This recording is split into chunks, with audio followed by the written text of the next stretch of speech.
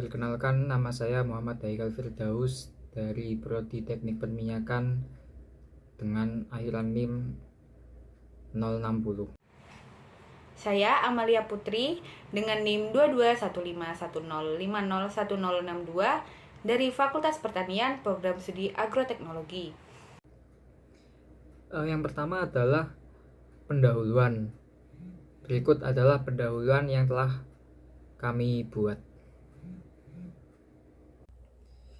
Indonesia ialah negara agraris yang dilewati garis khatulistiwa, membuat Indonesia menjadi beriklim tropis yang cocok digunakan untuk kegiatan pertanian di Indonesia. Sektor pertanian merupakan salah satu sektor vital di Indonesia. Sektor pertanian menyediakan kebutuhan pangan dan industri yang membuat sektor pertanian menjadi salah satu sektor yang paling dibutuhkan di Indonesia. Oleh karena itu, menjaga keberlangsungan sektor pertanian merupakan misi utama kita saat ini. Perlu kita ketahui, peran vital di sektor pertanian ini ialah dengan tersedianya bahan pokok. Salah satunya adalah komoditas bawang merah. Bawang merah merupakan salah satu kebutuhan pokok dapur di setiap rumah di Indonesia. Tidak heran, produksi bawang merah di Indonesia diperlukan sangat banyak. Perlu kita ketahui, luas panen komoditas bawang merah di Indonesia mencapai 184.356 hektar dengan total produksi sebanyak 1.982 ton berdasarkan tahun 2021. Selain luas produksi dan luas panen, perlu kita ketahui pada sektor rumah tangga tahun 2020 adalah 729,82 ribu ton dan mengalami peningkatan sebanyak 60.000 ton di tahun 2021 menjadi 790.000 ton. Untuk memenuhi kebutuhan konsumen, diperlukan produktivitas bawang merah yang tinggi untuk memenuhi kebutuhan konsumen maupun produksi. Namun, dapat kita lihat pada saat proses budidaya bawang merah terdapat hambatan karena adanya serangan hama utama yang menyerang bawang merah, yaitu ulat gerayak. Ulat gerayak ini sendiri menyebabkan penurunan hasil panen bawang merah yang dapat dilihat pada penelitian Wijaya et al. 2014 yang menyatakan intensitas serangan hama ulat gerayak sangat berpengaruh nyata terhadap penurunan bobot umbi segar dari 10,9 kg per petak, diameter ubi 23,64 mm dengan jumlah helai 13 sampai 20,31 helai dengan presentasi intensitas serangan hama ulat gerayak sebesar 11,92%. Untuk mengatasi intensitas serangan hama tersebut dibutuhkan pengendalian hama ulat gerayak yang ramah lingkungan dengan memperhatikan sistem pengendalian hama terpadu atau PHT. Pestisida merupakan salah satu cara pengendalian hama tanaman. Pestisida menurut Undang-Undang Nomor 12 Tahun 1992 pada pasal 1 ayat 11 ialah zat atau senyawa kimia, zat pengatur dan perangsang tumbuh, bahan lain serta organisme teknik atau virus yang digunakan untuk melakukan perlindungan tanaman. Sebagai perlindungan tanaman, pestisida yang akan kami teliti untuk mengatasi hama ulat gerayak adalah pestisida nabati dari ekstrak daun kipahit.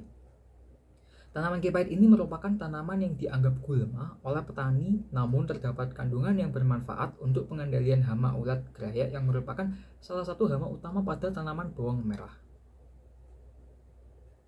Tujuan dari penelitian ini yaitu untuk mengetahui pengaruh pestisida terhadap moralitas dan intensitas serangan hama ulat gerayak. Rumusan masalahnya yaitu yang pertama, bagaimana pengaruh pestisida ekstrak daun kipahit terhadap moralitas ulat gerayak terhadap bawang merah. Yang kedua, bagaimana pengaruh pestisida ekstrak daun kipahit terhadap intensitas serangan hama ulat gerayak terhadap tanaman bawang merah.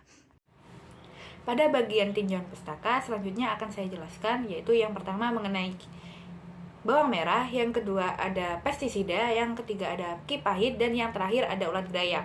Disimak baik-baik ya teman-teman. Bawang merah ialah salah satu jenis umbi lapis yang dapat tumbuh di 2 musim. Meskipun begitu, rata-rata varietas bawang merah tumbuh di musim kemarau. Bawang merah atau dengan nama latin Allium cepa juga merupakan tanaman yang dapat tumbuh di daerah dataran rendah dengan arah pertumbuhan tegak, tingginya mencapai 15-50 cm dan termasuk ke dalam tanaman semusim. tanaman ini juga membentuk rumpun. Selain itu juga, tanaman ini mampu tumbuh dengan optimal hingga ketinggian 1000 meter di atas permukaan air laut. Menurut Hidayat 2005, bawang merah memiliki syarat tumbuh, yaitu yang pertama iklim. Tanaman bawang merah lebih cocok tumbuh di daerah beriklim kering. Tanaman bawang merah membutuhkan penyinaran matahari sebanyak 70%. Penyinaran yang maksimal dapat membuat umbi bawang merah menjadi besar dengan intensitas penyinaran matahari sekitar 12 jam. Tanaman bawang merah ini cocok dengan suhu antara 25 derajat Celcius sampai 32 derajat Celcius. Oleh karena itu, tanaman bawang merah dapat tumbuh optimal ketika ditanam pada musim kemarau dengan pengairan yang cukup. Yang kedua, yaitu tanah. Kondisi tanah yang baik memiliki unsur organik yang cukup, memiliki tekstur tanah sedang sampai dengan liat, memiliki drainase dan aerasi yang baik, serta memiliki pH 5,6 sampai dengan 6,5.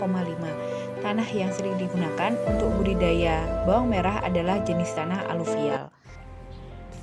Baik, selanjutnya adalah penjelasan mengenai pestisida.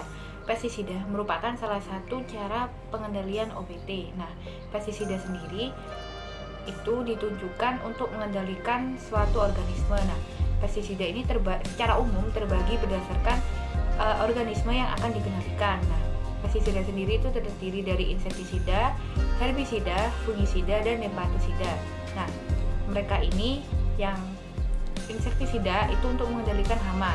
Lalu untuk yang fungisida mengendalikan jamur yang bersifat patogen. Lalu yang ketiga ini ada herbisida. Nah, herbisida ini digunakan untuk mengendalikan gulma. Dan yang terakhir ini ada nematisida yang digunakan untuk mengendalikan nematoda. Nah, pestisida sendiri terbagi lagi menjadi dua, yaitu pestisida kimia dan pestisida nabati. Nah, pestisida kimia ini terbuat dari bahan kimia buatan yang merupakan bahan beracun bagi tanaman maupun bagi lingkungan. Nah, sedangkan pestisida nabati ini merupakan pestisida yang berbahan baku dari tanaman.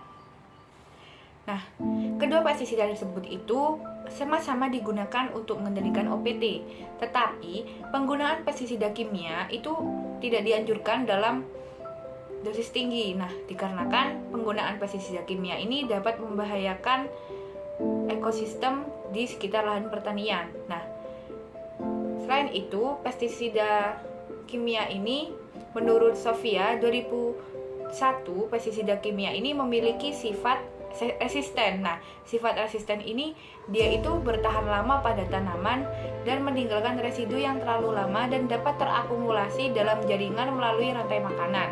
Nah, contohnya itu ada DDT, ada Cyclodienes, ada hexachlorocyhexan atau HCH dan endrin. Nah, oleh karena itu penggunaan pestisida kimia tidak dianjurkan dalam pemakaian dosis tinggi. Berbeda dengan pestisida kimia, pestisida nabati memiliki keunggulan tersendiri. Menurut Sudarmo dan Mulyaningsih 2014, pestisida alami nabati memiliki keunggulan sebagai berikut. Yang pertama, keunggulan dari pestisida nabati itu sendiri yaitu mudah terdegradasi sehingga tidak akan mencemari lingkungan. Yang kedua, harganya terjangkau dan aman terhadap lingkungan. Yang ketiga, bersifat non-toksik pada tanaman. Yang keempat, sulit membuat hama resisten. Dan yang kelima, dapat digabung dengan cara pengendalian yang lain. Dan yang keenam, mudah dalam pengaplikasian dan pembuatannya.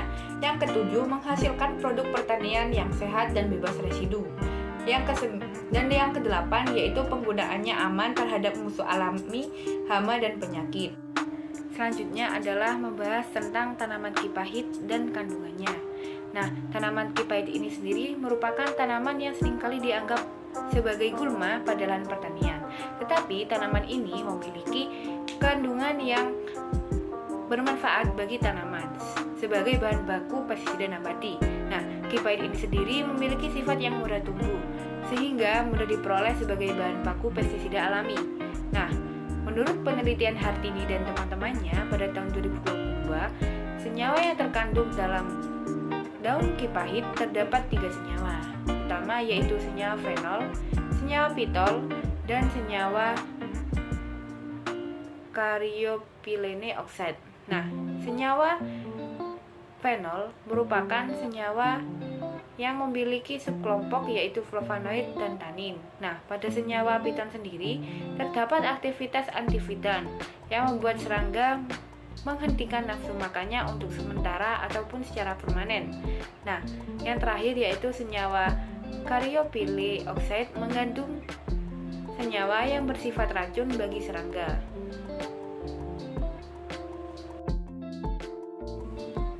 Yang terakhir adalah membahas mengenai ulat gerayak. Ulat bawang atau juga disebut ulat gerayak merupakan larva dari ngap. Nah, ulat gerayak ini sendiri memiliki habitat pada iklim tropis dan subtropis. Nah, ulat gerayak itu aktif pada malam hari atau sore hari. Nah, malam pada sore harinya itu dia itu bersembunyi di balik daun. Nah, sedangkan pada pagi atau siang hari dia itu bersembunyi di dalam tanah. Nah, ulat gerayak ini perlu kita ketahui memerlukan waktu 10 hari untuk berubah menjadi pupa. Nah, perlu kita ketahui juga ulat gerayak itu memiliki masa hidup yaitu sekitar 6-7 hari. Nah, pupanya ulat gerayak itu sendiri membutuhkan waktu sekitar 5 hari untuk berubah menjadi ngenat. Perlu kita ketahui, serangan ulat gerayak menimbulkan gejala. Nah, gejalanya itu berupa bercak berwarna putih transparan pada daun bawang. Nah, ulat gerayak itu biasanya menggerek ujung sama pinggir daun bawang merah, lalu memasuki daun dan memakan jaringan-jaringan dalam daun yang menyebabkan daun terkulai dan tidak bisa berfotosintesis. Pada akhirnya, bawang merah itu akan mengalami proses penyusutan hasil akibat tidak terjadinya proses fotosintesis. Nah, selain menyerang daun, menurut Fajriyah 2017, hama ulat gerayak juga dapat menyerang umbi bawang yang dapat menurunkan jumlah produksi bawang merah para petani. Kemudian selanjutnya ada bab 3 yaitu metodologi penelitian.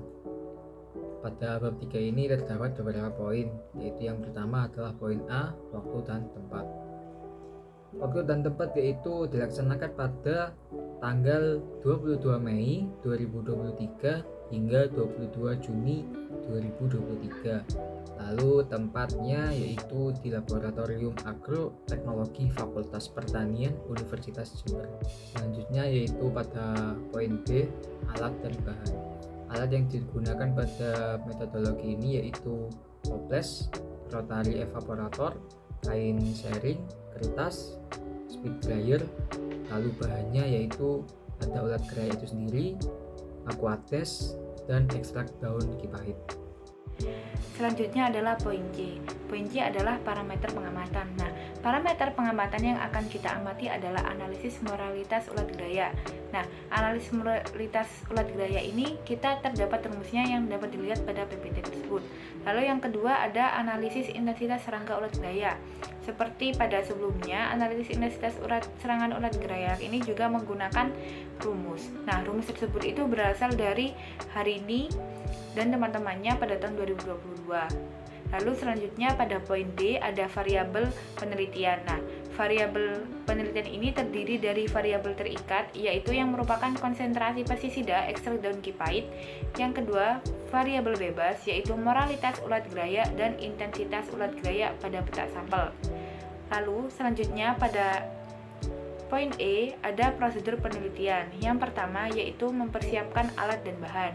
Yang kedua membuat pestisida ekstrak daun kipahit dengan 3 dosis, yaitu sebanyak 5,5%, 7,5%, dan 8,5%. Lalu yang ketiga menerapkan pestisida pada populasi ulat gerayak yang terdapat pada 4 plot lahan bawang merah dengan perlakuan. Yang pertama, perlakuan ke-0 yaitu tanpa pestisida. Yang kedua, perlakuan pertama dengan ekstrak daun pestisida ekstrak daun kipahit sebanyak 5,5%.